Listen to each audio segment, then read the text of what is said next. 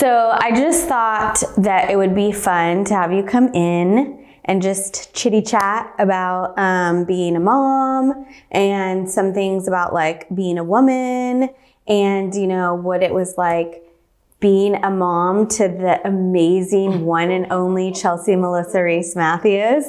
And it's interesting because now that I'm a mom, it's like before, you know, I had the viewpoint of like a kid and a teenager and a young adult, and then being a mom, then I have that different viewpoint and like thinking about now trying to think back like when I was William's age, like remembering what it was like for me, but then also having the mom viewpoint. So I just thought it would be interesting to have a little conversation about that.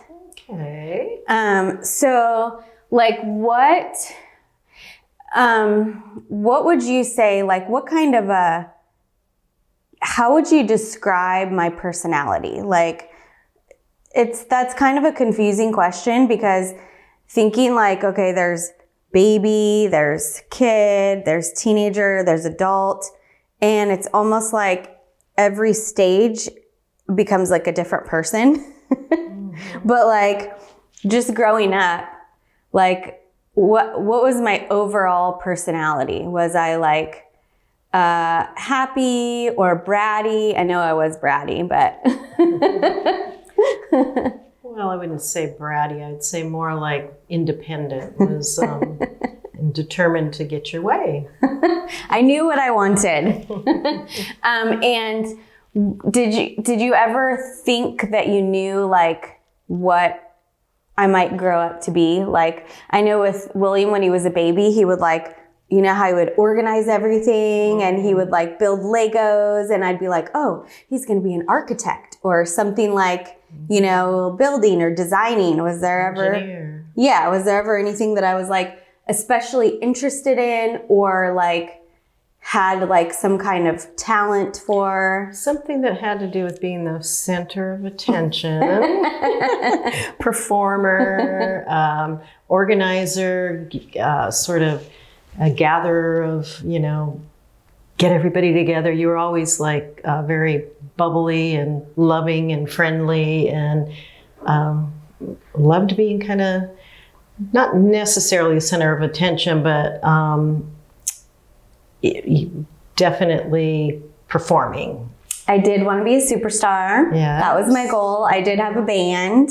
Yes. We made amazing music, but we didn't go on tour. Do you remember the name of the band? I don't. Do you? I could probably. I remember some of our songs. Yeah. What were some of the songs?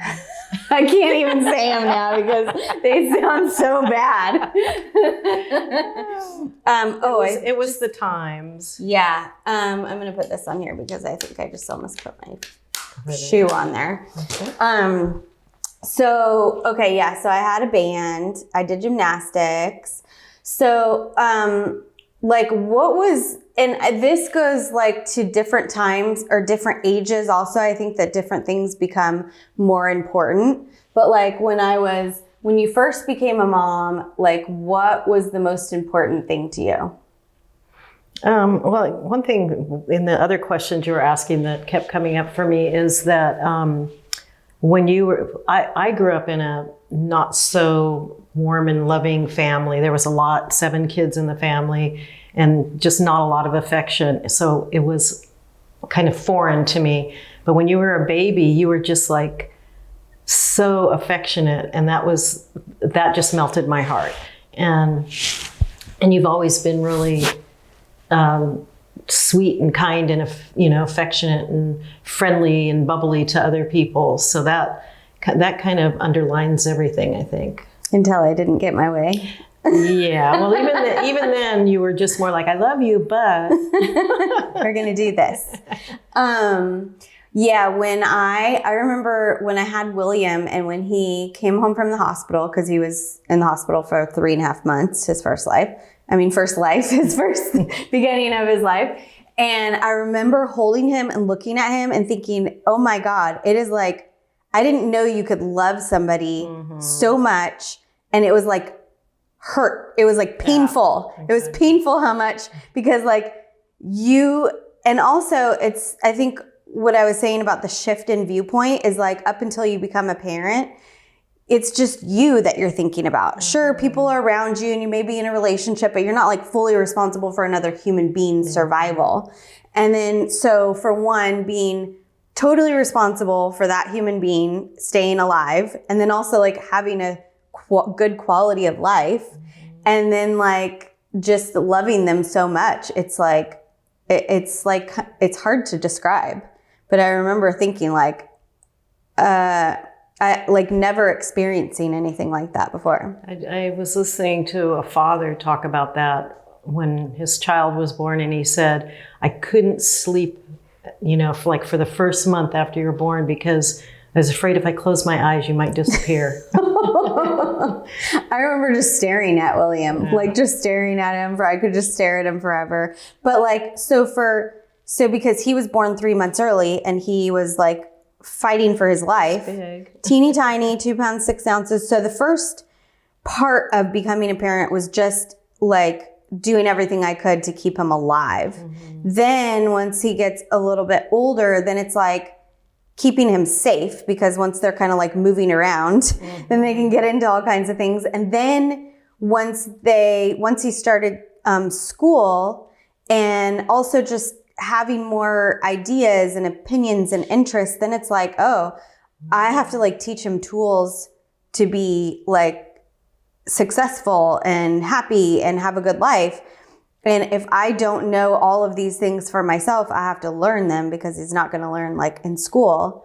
So then it's like it shifts the goal, or like what the most important thing is.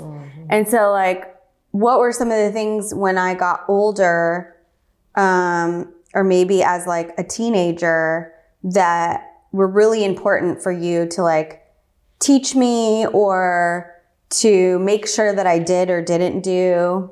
I thought you didn't want me to talk about. I mean, okay, so we can be open. Okay, let's but see. we do have our team present, and the rest of the world, and William may see this, so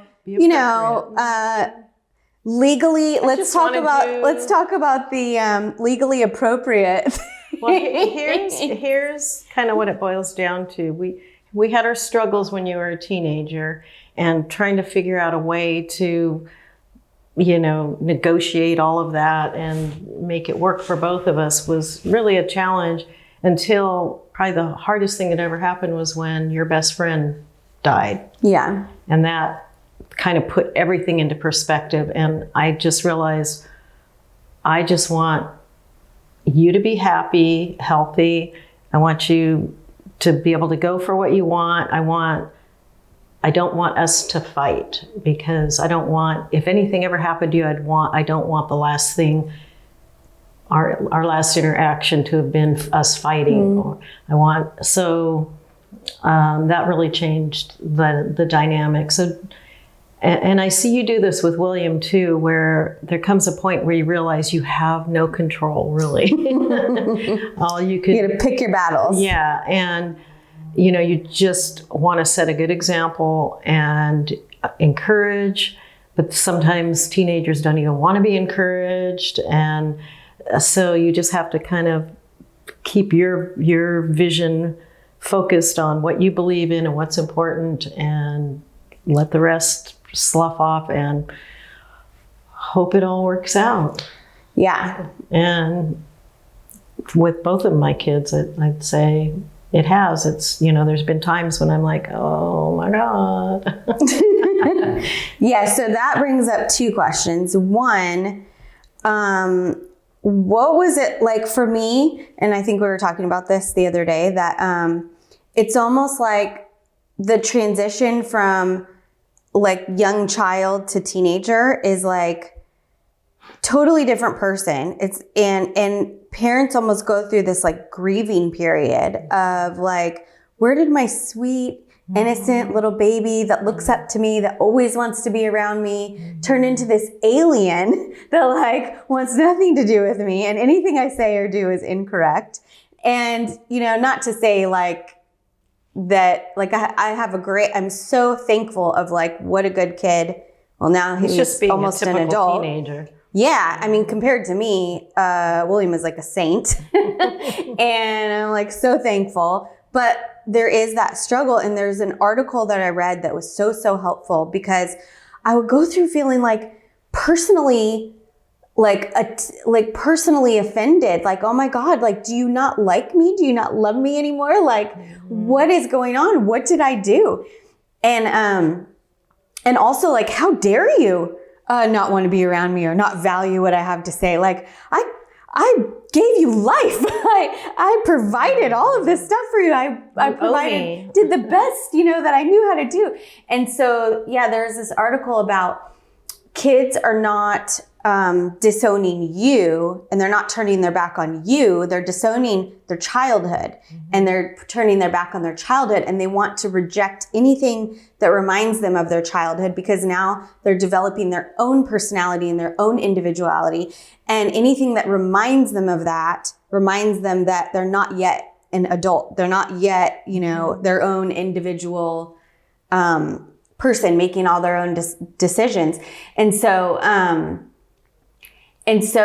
then what happens is parents sometimes it's hard to let go, and they're trying to hold on to their baby. And so they're like, remember when you did this? And I used to say this stuff to William, where did my baby go? And remember you liked this, and remember this. And it's like, that's like the worst thing for someone who's trying to move forward, is like just makes them dragging them back. Push away even harder. And so that was so helpful, because I didn't have to take it personally. It's not that he hates me. He just doesn't want to be reminded that parents in our society, it would be really helpful if they had learned these things, because when you were becoming a teenager, and if I'm like, what is going on? I did actually take some classes like that, and they talked about those phases. There's like when you're an infant, you're totally dependent on your parents, and then all of a sudden you start to crawl, and you start to see things you want, and you just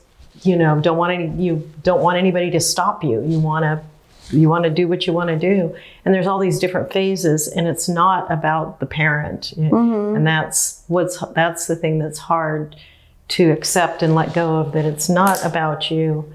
What?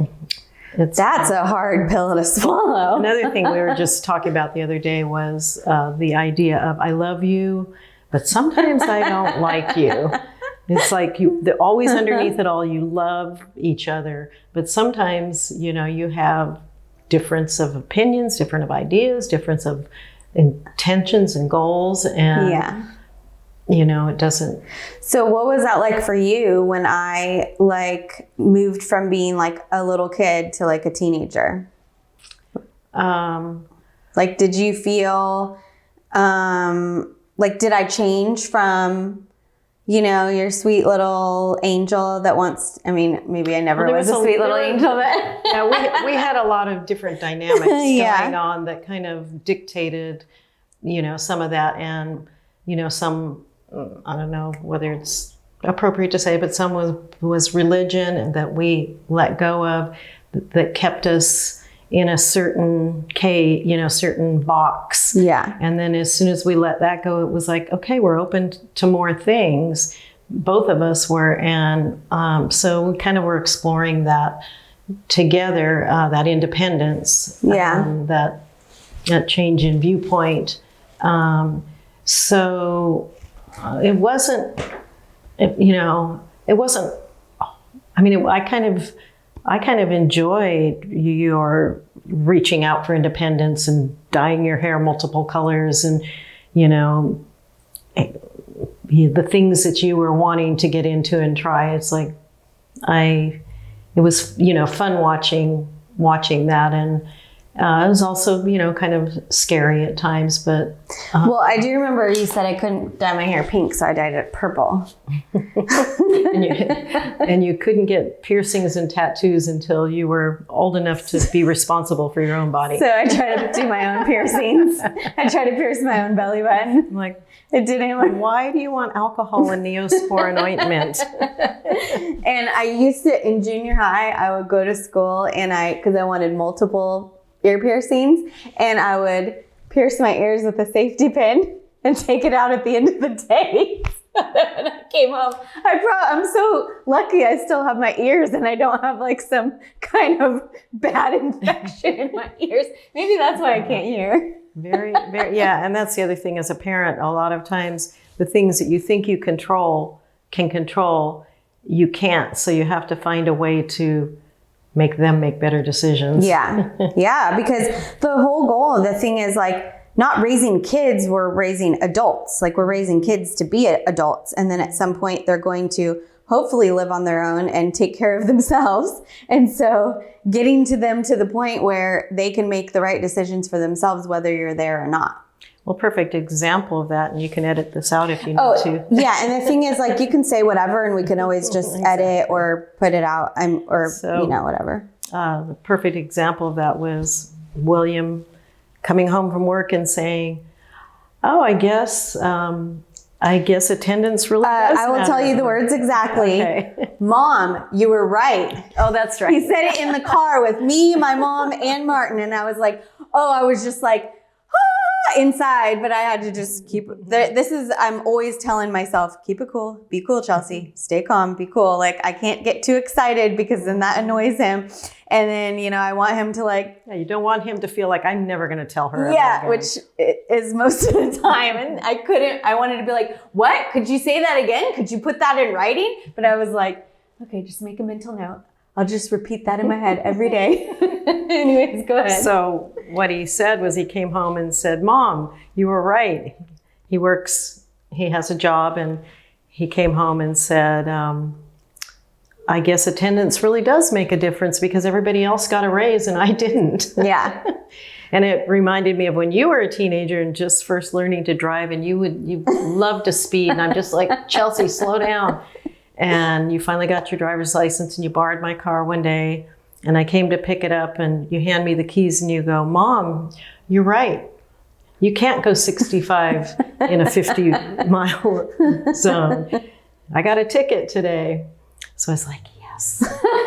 Because you won't hear it from me. You know why I got pulled over? Not even because I was speeding. The officer, he saw me. I was going through an intersection. He was stopped at the stoplight and we made eye contact. And I was like, oh God, we made eye contact. And he starts following me. He got on the freeway, followed me, and I thought it was 65 on there. And so like I kept trying to tell you, yeah, it's 65. And it turns out it was 55 and I'm going 65 with this cop following me. Well, you believe that you could go 10 miles an hour over the speed limit. That was what you would always tell me. I thought I could go 70 because I thought it was 65. So I think I was like going 70 in a 55 with the cop behind me. And so he pulls me over and he told me, the reason he pulled me over is he didn't think I looked old enough to drive. Oh. He thought I was too young to even drive. So it wasn't even that I was speeding. And then he gets behind me and then I promptly go 70 miles an hour. Well, and you want your kids to learn those lessons, and stay alive. Yeah. In areas, yeah. In smaller mistakes before the bigger mistakes. Yeah. So, okay, then the other question I had is how is it different for you between me and Austin? Like parenting me versus Austin. And like you mentioned a lot of different dynamics. So there were very different dynamics from like when I was growing up versus when he was growing up. And also just being the second child. Like your first time around, you're totally figuring it out as you go. Well, and you're 11 years different. Yeah. Apart, and different fathers, completely different dynamics. Yeah. But then the second time, like, okay, you've been through some of these situations. Well, I think one of the first things that pops up was when you were little, it was all popular to spank your kids. and the group that I was in, they thought the idea whooped their kids. They thought using wooden spoons was a good idea. And you were pretty rebellious even as a kid in your "Mom, please, please, please." And I was a good negotiator. Yeah, you were a good negotiator. And so I was more disciplinarian with you. And one time I spanked you with a wooden spoon and it left a red welt. And I'm like, I put it in the fireplace and burned it. I'm like, I'm never doing this again. And then I think I still have a mark. No, I'm just kidding.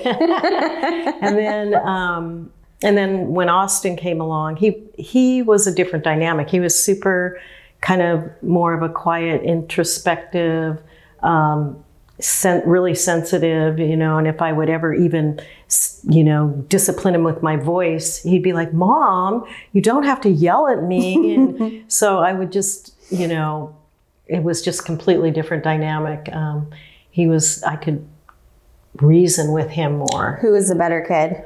Who do you love more? Who's your favorite? Different, yeah. You, of course. I would say Austin was probably the easier kid. Yeah, definitely. He definitely was like way more easygoing, didn't really get in trouble. He wasn't, even to this day, he's never was a, partier. He wasn't, I never ever had to remind him to do his homework. I couldn't even help him because he was smarter than me. He's just, he's more intellectual. You're more creative. Not intellectual. Are you calling me dumb? No, I didn't say. You're just smart in different ways. You both have your I'm smart at getting attention. And there's lots of value in the kinds of intellect that you have and the kind that he has.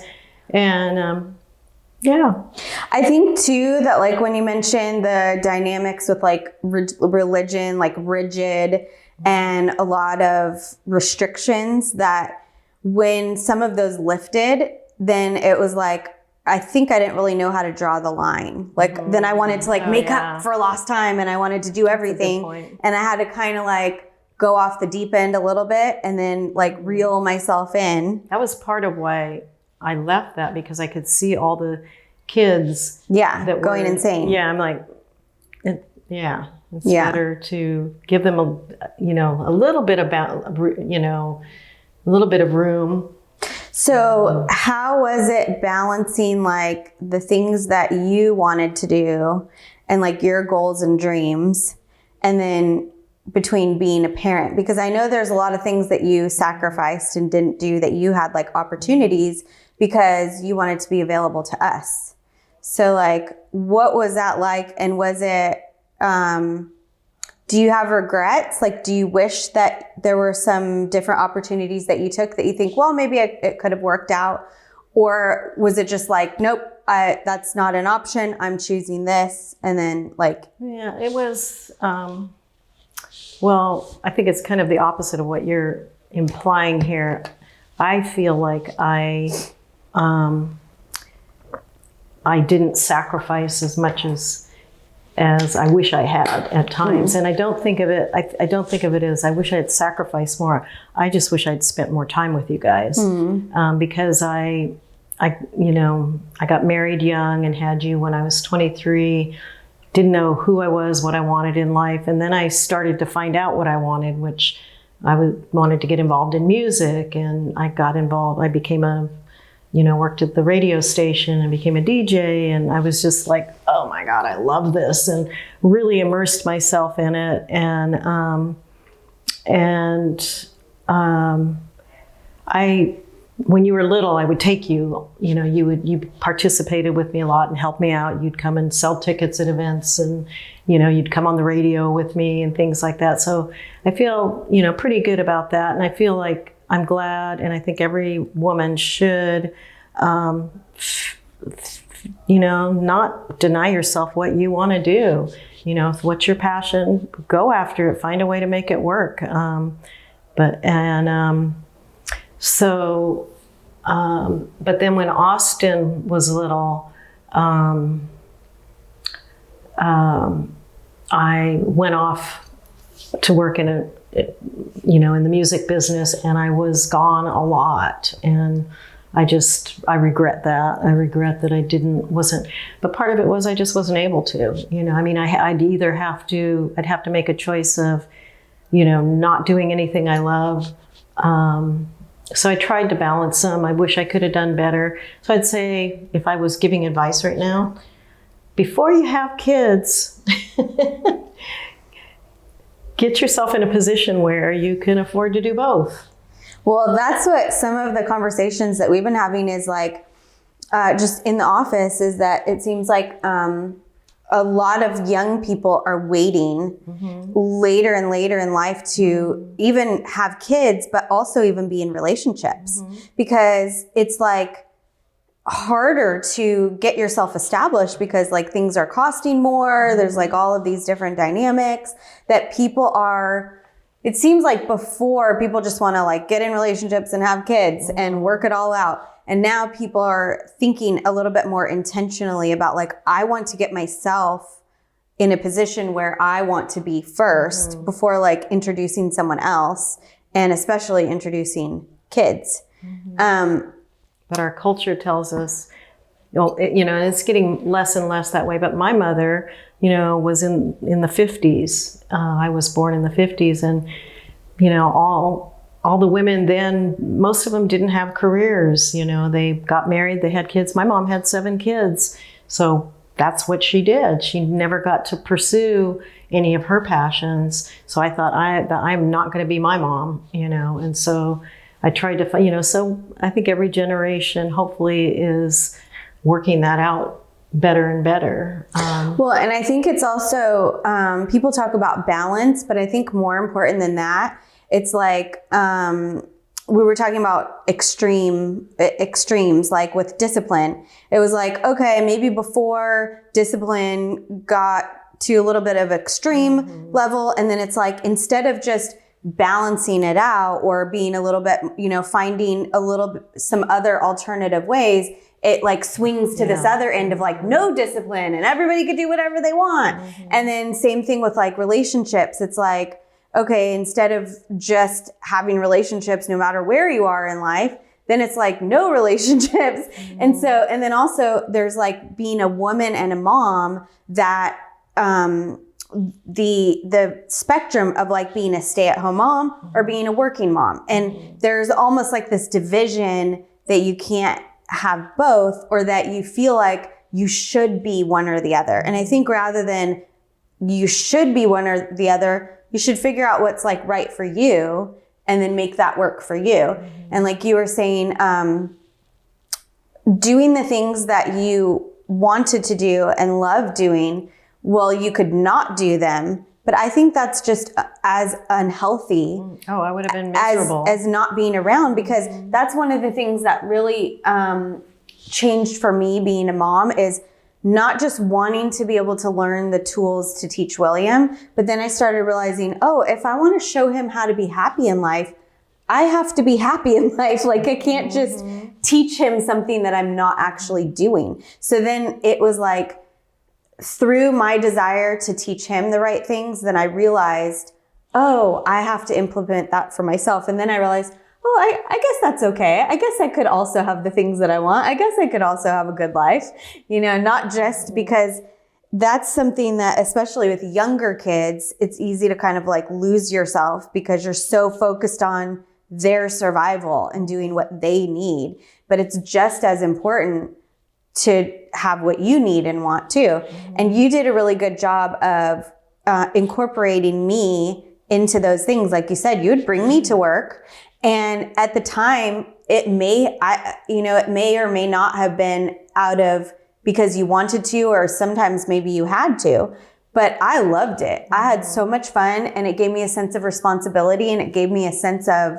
It was very social, so you could be your little social and I was able to self. exchange. I was able to see that I could provide value as a kid. And also, like some of the concerts and stuff, I would be in charge of some adults. I would be like selling tickets, and I would be like telling adults what to do. And that was like so empowering for me that, hey, even this little kid, I could have value, and these adults are listening to me. So I love doing those things, like going to work with Dad, going to work with you. I loved those things. And that helped me with, like when William was young. And I remember this one specific time, and he was like trying to get my attention and I'm trying to like make him some oatmeal and I'm trying to like get him to do something else. And it reminds me of the story that you would say when I kept calling you at work and then you were like, I don't have time. And then you finally just, okay, what do you need?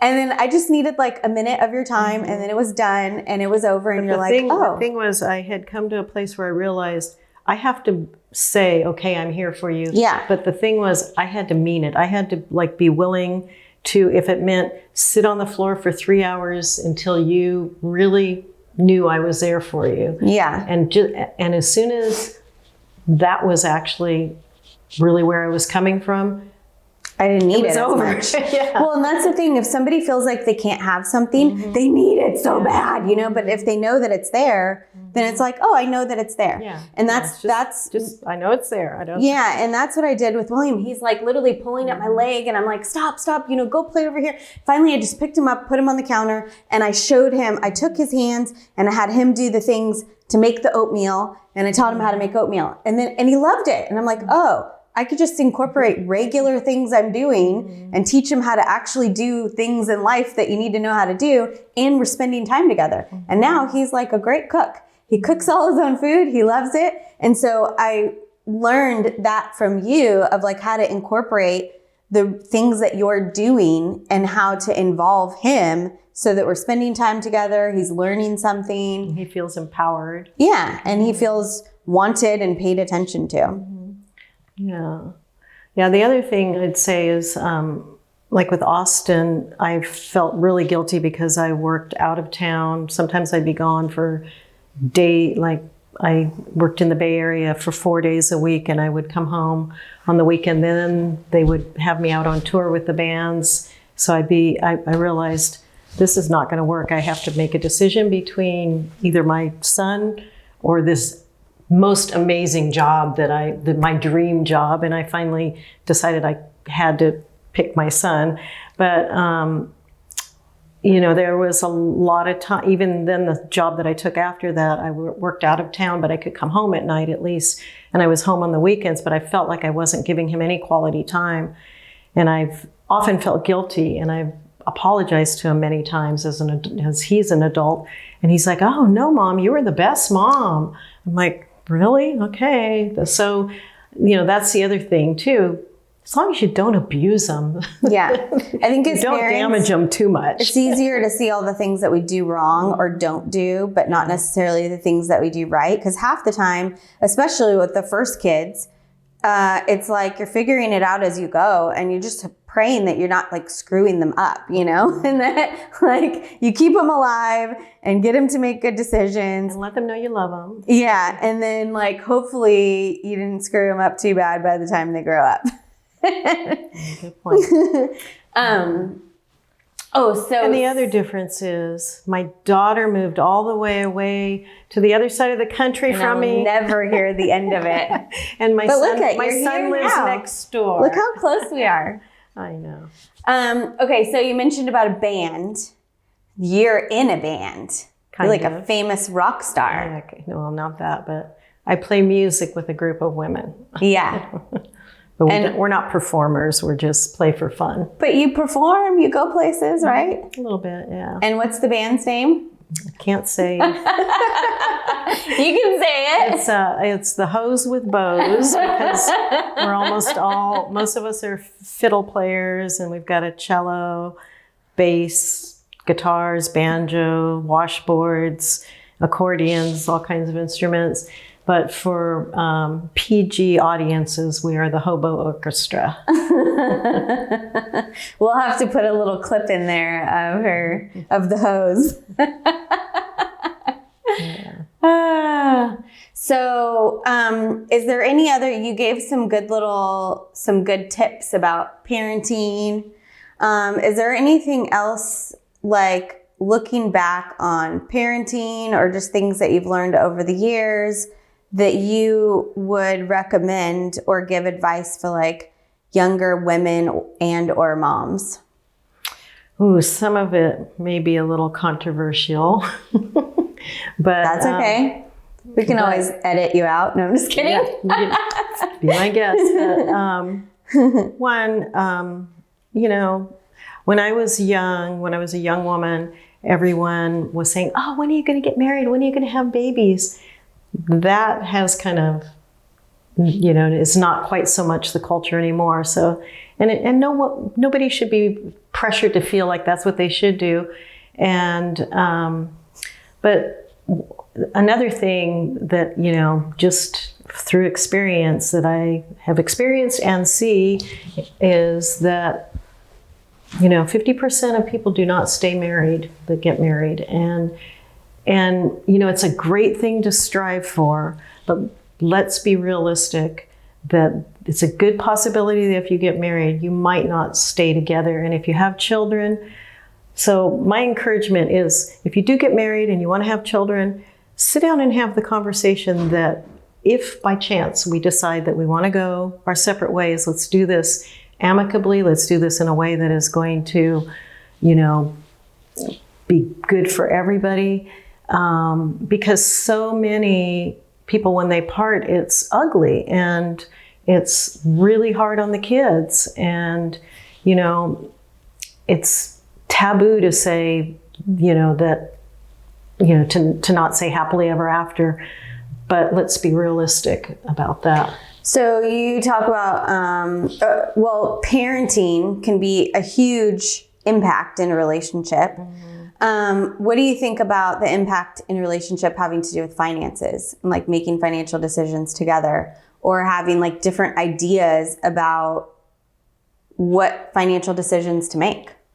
Mm-hmm. Well, I think you should be a team for sure. I mean, I think that's really, really important. You need to have integrity and honesty with each other. I mean, you can't know for 100% sure what the other person is thinking, but, make sure that you get to know and choose somebody that you're on the same team. And an example, my brother just passed away and his wife had no idea what the finances were. She had no idea. She's, working it out, but you need to, both of you need to know where things are at and work together. That's really common that like one person handles and then somebody passes away or they get divorced and the other person didn't know anything about the finances. So I think those are two like really important conversations to have early on in a relationship is about finances and parenting. Like, do you want kids?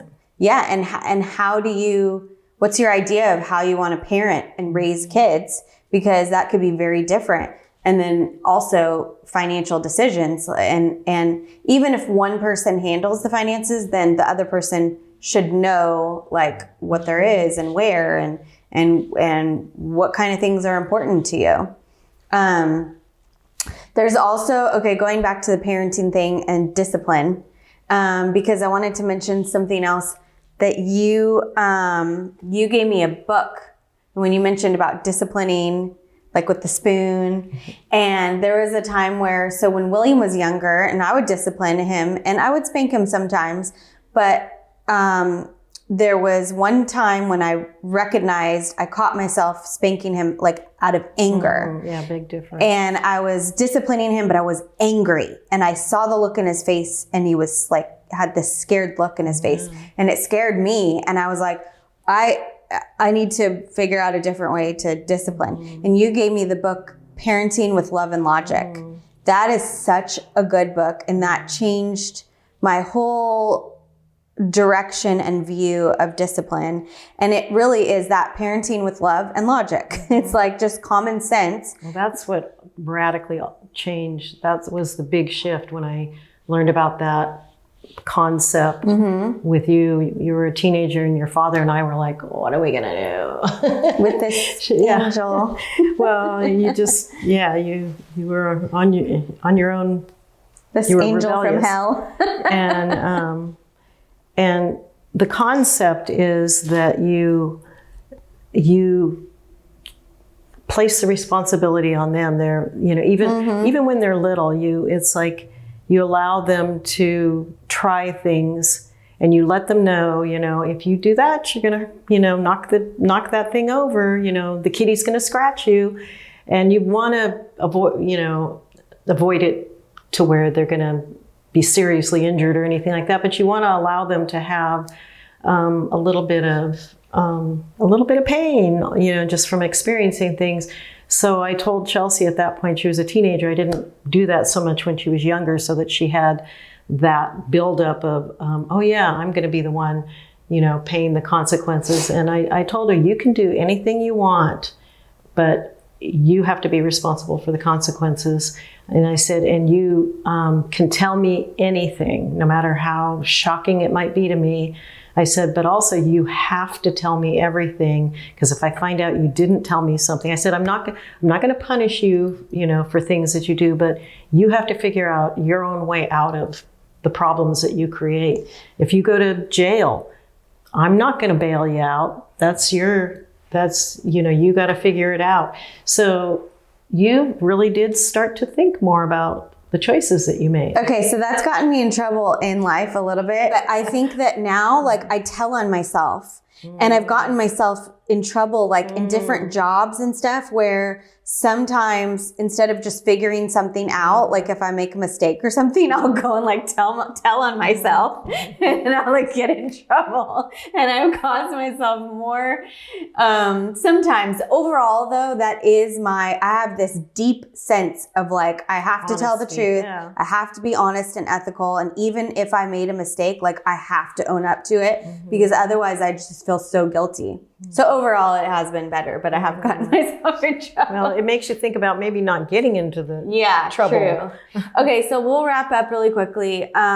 Is there anything else that you would say about, your wonderful daughter, being her mother, or, for women or moms out there? I'm so proud of you, and I'm so happy that you're happy, and that I'm really just impressed with everything you've created, and your relationship with Martin, and, your whole family dynamic just makes me really happy, because you guys are happy, and you guys, you're really smart, and you think things through, and I'm just happy and proud of you. Aw, thanks so much.